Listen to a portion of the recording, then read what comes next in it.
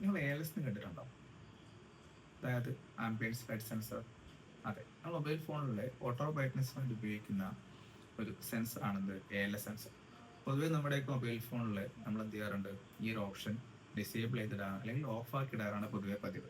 ഇതിനെ കൊണ്ട് battery backup കൂടുമോ? പ്രധാനപ്പെട്ട കാരണമാണത് മൊബൈൽ ഫോണിലൊരു മേജർ പാർട്ടാണ് ഡിസ്പ്ലേ. ഈ ഡിസ്പ്ലേ വർക്ക് ചെയ്യുന്ന സമയത്ത് ഏറ്റവും കൂടുതൽ വോൾട്ടേജ് എവിടെ നിന്ന് കൺസ്യൂം ചെയ്യും? ബാറ്ററിയിൽ നിന്ന് കൺസ്യൂം ചെയ്യും.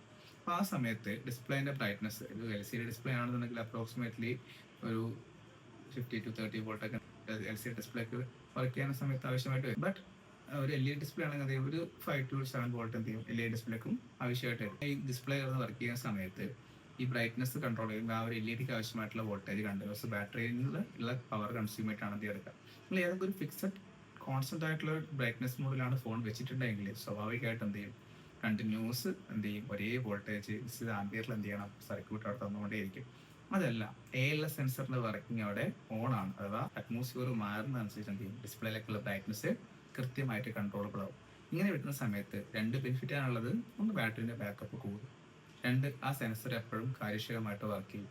മറ്റൊന്ന്, അഡീഷണൽ ആയിട്ട് കിട്ടുന്നത് നമ്മുടെ കണ്ണിന് വേണ്ടി തന്നെയാണ്. അതായത് കണ്ണിന് എന്ത് പ്രത്യേകത ഉണ്ട്, വെളിച്ചത്തേക്കും ഇരുട്ടിലേക്കും വരുന്ന സമയത്ത് കൃത്യമായിട്ടുള്ള ഹോർമോൺ ചേഞ്ചസ് സംഭവിക്കാറുണ്ട്.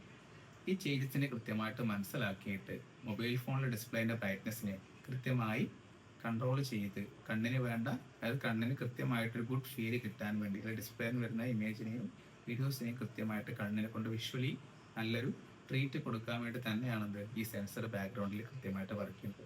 അപ്പോൾ ഈ ഓപ്ഷൻ ഡിസേബിൾ ചെയ്തിടുമ്പോൾ സ്വാഭാവികമായിട്ടും ചെറിയ രീതിക്കെങ്കിലും നമുക്ക് കണ്ണിന് എന്ത് ചെയ്യാറുണ്ട്, അതൊരു ഇഷ്യൂ ആയിട്ട് വരും. അപ്പം ഇനിയെങ്കിൽ ഈ ഒരു ഓപ്ഷൻ ഡിസേബിൾ ആക്കിയ ആൾക്കാരുടെ എന്ത് ചെയ്യുക, ഇന്ന് തന്നെ അത് എനേബിൾ ആക്കുക. Thank you.